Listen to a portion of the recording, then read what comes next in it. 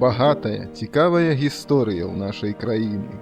Тут адбываліся падзеі агульнаеўрапейскага і нават сусветнага значэння. Тут жылі людзі, якія ўнеслі ўклад у скарбніцу сусветнай культуры. На жаль, аб усім гэтым мы ведаем вельмі мала. З-за таго, што страцілі памяць, што не змаглі зберагчы матэрыяльныя доказы падзей даўно мінулых гадоў.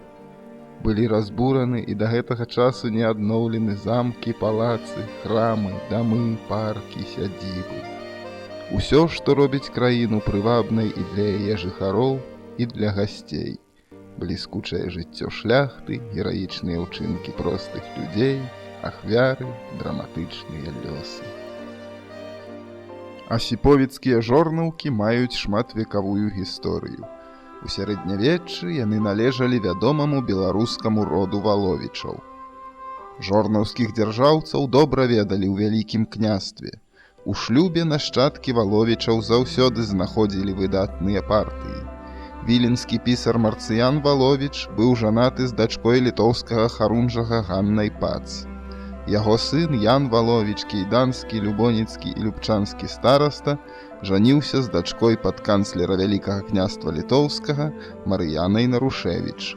А калі падышла пара выходзіць замуж Янавай дачцэ Фядоры, ёй знайшлася выдатная партыя – мінскі харунжы, палкоўнік Ян Ежы на бакштах Завіша. Род Завішаў знаўся загінскімі, тышкевічамі, радзівіламі. Завішы герба Лебедь мелі каралеўскія прывілеі з 14 стагоддзя і здабылі славу Беларусі на полі сечы і дыпламатычнай службе. Яны мелі родавы маёнтак у Кухцічах у сённяшнім Уздзенскім раёне і былі буйнейшымі землеўладальнікамі Вялікага княства.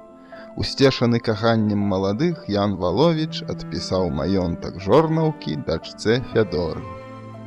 Яе прапраўнук Іван, народжаны ўжо пасля захопу і падзелу Рэчы Паспалітай, з маленства ведаў аб выдатных прадстаўніках свайго радаводу. Яго нявеста была прыгажуняй, акрамя прывабнай знешнасці мела графскі тытул і жыла ў Варшаве. Там у 1855 годзе і пашлюбаваўся Іван Завіша і фрэйліна двара яго імператарскай вялікасці графіня Марыя Кванецкая. Першынец, дачка Марыя Ева, нарадзілася ў Івана і Марыі Завішаў летам 1860 года, а яшчэ праз год, 8 ліпеня 1861 года, з'явілася на свет яшчэ адно дзіця. Пры хрышчэнні ёй далі імя Марыя Ева Магдалена Іосіф Эльжбета Апалонія Кацярына. Аднак гісторыя захавала толькі адно з іх – Магдалена. Магдалена была выхавана на французскі манер, атрымала бліскучую адукацыю і, магчыма, назаўсёды б засталася невядомай польскай арыстакраткай, калі б не адвечная любоў да Беларусі. Менавіта яна на працягу ўсяго жыцця прадвызначыла яе ўчынкі. Летнія паездкі панначкі ў маёнткі, размовы з аднагодкамі пра паданні ліцвінаў, мясцовыя быліны і легенды, бацькавы аповеды пра слаўны радавод Завішаў і цяжкі стан беларусаў у колішняй Рэчы Паспалітай. Векавыя жорнаўскія дубровы, сутока-бярэзіны і свіслачы, Кухціцкі палац з аранжарэямі экзатычных кветак па сваёй прыгажосці і старажытнасці не саступалі краявідам Італіі. Ды і люд тут у маёнтках быў не той, што ў Варшаве, паслухмяны, сціплы і просты. Пазней, калі ўжо пасталелыя сёстры прыязджалі цягніком да Негарэлага ці Асіповічаў і накіроўваліся ў вотчыну, на вакзалах іх чакалі карэты кіраўнікоў маёнткаў, а ў саміх маёнтках не абыходзілася без новых знаёмстваў, жартаў, кахання. Кухцічы, дзе захоўваліся родавыя каштоўнасці, дзе былі карцінная галерэя і вялікая бібліятэка, сталі для паненак месцам узнёслых думак і шчасця. Яны літаральна збягалі сюды з Варшавы. Шмат вады ўцякло з той пары. Не пазнаць былых кухцічаў. Даўно няма колішняй кухцінскай сядзібы, а ў жорнаўках ніводнай з 12 пабудоў маёнтка. Не будзіць наваколле гудок паравоза, сучасныя чыгуначнікі эксплуатуюць чыгунку княгіні моўчкі. Відаць, здзівілася б Магдалена, убачыўшы перамены. Ды і ці пазнала б сваю вотчыну наогул, збянтэжылася б, відаць, што зараз няма дзе прыняць шаноўнага Астафея Валовіча, які некалі заязджаў у Жорнаўкі да стрыечнага брата Грэгара на медавуху, і рускага імператара Пятра I, што баляваў з жонкай Крыштафа Завішы ў Кухцічах. Прымусовы шлюб з чалавекам амаль на 30 гадоў старэйшым, па ўзросце годным у бацькі, стаў знявагай Магдаленінай маладосці. Графскі тытул Людвіка Красінскага быў засведчаны ў Аўстрыі, ён быў іспанскім грандам і мальтанскім кавалерам, яму належалі шматлікія маёнткі ў розных ваяводствах Польшчы і Галіцыі, прамысловыя прадпрыемствы, млыны, цагельні, цукраваркі. Пры сустрэчы з Магдаленай Людвік быў уражаны вабнасцю маладой ліцвінкі. Цнота і розум былі напісаны на яе твары, меладычную французскую гаворку дапаўняла вытанчаная манера трымацца. Пры гэтым яна была смелай у гутарцы, што прыйшлося да спадобы старому польскаму жаніху. 27 красавіка 1882 года на дзіва ўсёй Варшаве Красінскі ажаніўся з Магдаленай, а праз год яна нарадзіла адзінае ў сваім жыцці дзіця – дачку Марыю Людвіку.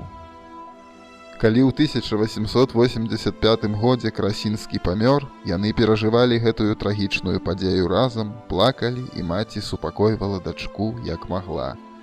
Дачцэ пакінуў Красінскі асноўную частку свайго багацця. Самой жа Магдалене па завяшчанні з гэтага багацця дасталася рэшта. Яна пераехала на радзіму, жыла ў Кухцічах, Жорнаўках. У гэты час яна шмат падарожнічала і ў 1904 годзе ў Англіі выпадкова пазнаёмілася з маладым Мікалаем Радзівілам. Мікалай быў выхаваным і вясёлым, выклікаў адлігу ў пачуццях, якая праз 2 гады знаёмства перарасла ў палкае каханне. 30 красавіка 1906 года у горадзе свайго знаёмства, Лондане, у каралеўскай баварскай капліцы яны пабраліся шлюбам. Мікалай прынёс з сабой свежы павеў у гаспадарчае жыццё маёнткаў, перадавыя погляды на вядзенне гаспадаркі. Яго сябра, якога ён прывёз у Жорнаўкі, надворны саветнік корпуса лясной варты Роберт Брутан вёў сельгасработы з улікам апошніх дасягненняў. Было праведзена ўдакладненне межаў зямельных уладанняў, чарговых лесасек, складзены новыя планы ўчасткаў з улікам надзелаў, выкупленых сялянамі, і зямлі, адведзенай пад чыгунку. Жорнаўкі былі крыніцай ляснога даходу. Тут раслі бары і дубровы, драўніна якіх спрадвек ішла на біржавы продаж і патрэбы флоту. Драўніну неабходна было пілаваць, аднак з-за адсутнасці належнай прадпрымальнасці і транспартнай праблемы гэтае багацце скарыстоўвалася не ў поўнай меры. Мікалай прапанаваў пабудаваць чыгунку для вывазу драўніны. Прыслухаўшыся да парад мужа, Магдалена пагадзілася выдзеліць грошы. І старажытныя лясы Завішаў абудзіў гул будаўніцтва, якім непасрэдна кіраваў Роберт Брутан. Як толькі да верайцоў прабег першы цягнік, у купцах на лес недахопу не было. Смерць Мікалая Магдалена перажывала вельмі моцна. Пасля 8 шчаслівых гадоў замужжа на яе зноў насоўвалася адзінота, на жаночыя плечы клаўся цяжар праблем. Высокі інтэлектуальны ўзровень, шырокі кругагляд, гістарычная дасведчанасць дазволілі ёй правільна акрэсліць жыццёвую пазіцыю і зрабіць выбар на карысць беларускага народа. Цяжка дакладна вызначыць, калі распачаўся актыўны ўдзел Магдалены Радзівіл у беларускім нацыянальным жыцці. Калі верыць віленскаму адвакату Гаўрыілу Царыку, паверанаму Радзівілаў у маёмасных справах, яна даведалася пра віленскі беларускі асяродак менавіта ад яго.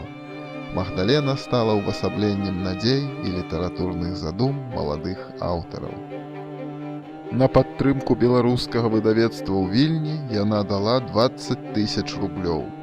Каб выказаць падзяку княгіні, на тытульных старонках кніг памешчаны быў знак лебедзь, герб Завішаў. Так, з грашовай падтрымкі Магдалены Радзівіл свет пабачылі вянок Максіма Богдановича, васількі Ядвігі Наша, курганная кветка Канстанцыі Буйло, Рунь Максіма Гарэцкага і родныя з'явы Тараса Гушчы, Якуба Коласа. Дапамагала яна і беларускай суполцы ў Петербурзе «Загляне сонца і ў наша ваконца», якая існавала пад кіраўніцтвам прафесара Браніслава Эпімаха Шыпілы. Княгіня Радзівіл адной з першых пачала клапаціцца пра беларускае школьніцтва, засноўваючы ў сваіх маёнтках беларускія школы. У мястэчку Узда была адчынена школа рамёстваў, на якую княгіня выдзяляла 20 000 рублёў у год. Ахвотна падтрымлівала беларускіх уніятаў, без яе ўвагі не засталася і штотыднёвая каталіцкая газета «Беларус». У 1912 годзе на старонках газеты «Мінскае рускае слова» княгіня заявіла: «Лічу сябе беларускай паходжання літоўскага, як і муж мой за польку сябе не прызнаю». Неўзабаве гэтыя словы дайшлі да слыху польскага дваранства, і кола недобразычліўцаў княгіні Радзівіл значна пашырылася. У 1913 годзе яна спрабавала рэалізаваць грандыёзную ідэю – арганізаваць у Менску шпіталь для дзяцей беднякоў. Аднак урадавыя органы забаранілі гэта з-за боязі, што беларуская ідэя атрымае шырокі рэзананс у грамадстве. У 1914-м княгіня аказвае грашовую дапамогу літоўскай гімназіі, становіцца пастаянным членам мінскага дабрачыннага таварыства, аказвае значную дапамогу ў пабудове шпіталя пры гэтай арганізацыі. У 1915 годзе яе прызнаюць ганаровым членам камітэта дапамогі пацярпелым у вайне. У 1916 яна ахвяруе вялізнай каштоўнасці брыльянтавае калье на карысць беларускай грэка-каталіцкай семінарыі ў Рыме. Але не ўсім яе праектам наканавана было спраўдзіцца. З 1918 года, пасля абвяшчэння Беларускай Народнай Рэспублікі, у яе маёнтках пачынаюцца частыя выступленні, бунты, пагромы, што падаграваліся расійскай сацыял-дэмакратычнай рабочай партыяй. І неўзабаве княгіня аказваецца пад пагрозай арышту з боку бальшавіцкіх органаў. З несхаваным жалем і болем княгіня Магдалена з'язджае з родных месцаў, пакідаючы ўсё. І некаторы час жыве ў Варшаве і Коўне. Збірае там невялікі гурток аднадумцаў, спрабуе вярнуцца ў Мінск, але атрымлівае адмову ад савецкіх уладаў і едзе далей, у Германію. А пасля таго, як у пачатку 30-х там пачынае падымаць галаву фашызм, ужо назаўсёды спыняецца ў швейцарскім Фрыбургу. І ўсюды яе суправаджаюць лісты і просьбы аб дапамозе, так што неўзабаве яна павінна будзе адпісаць аднаму з просьбітаў. Мне здаецца, што вы не аддаеце сабе справаздачу аб маім фінансавым становішчы. Большасць таго, што мела, зараз у руках бальшавікоў па той бок мяжы. Тое, што маю ў самой Польшчы, паменшылася яшчэ больш з-за нечуваных падаткаў, дароў для айчыны, рэквізіцыі, а таксама праз бессаромную адміністрацыю. Маю вялікія даўгі, а таго, што застаецца ад даходаў, пасля адлічэння працэнтаў за даўгі і пенсіі для старых слуг і іх удоваў, хапае мне на сціплае жыццё ў сельскім манастыры. Прашу ад мяне ні на што не спадзявацца, бо нічога не магу даць. І ўсё-такі вядома, што невялікія ахвяраванні працягваліся. Велікадушнасць гэтай жанчыны была мацнейшая за грашовыя перашкоды і пахіснутае здароўе. І калі згаслі сілы, яна пайшла ў манастыр сясцёр дамініканак, дзе і скончыла свае дні 6 снежня 1945 года. Яе смерць і пахаванне засталіся незаўважанымі. Урад Літвы узнагародзіў княгіню Магдалену Радзівіл ганаровым ордэнам Гедыміна. Апошнім часам беларусам вернуты імёны шматлікіх выдатных гістарычных постацей. Было б справядліва, каб сярод гэтых постацей знайшлося месца і для княгіні Магдалены Радзівіл.